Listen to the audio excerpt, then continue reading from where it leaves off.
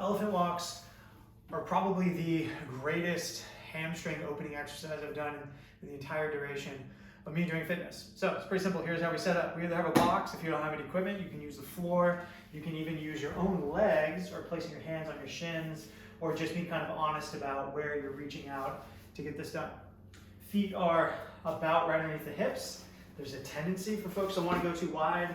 I want to keep my feet more or less underneath the hips, so I keep the line of my hamstrings pretty much straight up and down through the knee and the hip. Place my hands on my target, place my hands on my target, place my hands on my target, and then I'm systematically straightening one leg. Bend both, systematically straighten, systematically straighten. There's a tendency folks want to go back and forth, but I find if you dig into just one side, you get a little bit more benefit. A couple of errors to avoid is pushing yourself away.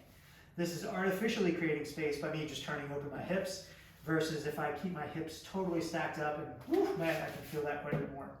From there, it is winning the lockout battle, and if I'm so tight, this is what they look like, I need to focus on committing. Squeeze this all the way through.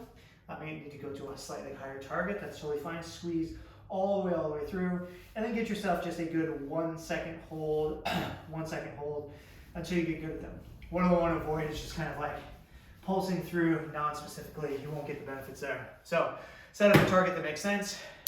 Use your own body, use the floor, it's all good. Win the lockout war, take your time, and your hamstrings are going to make tons of gains.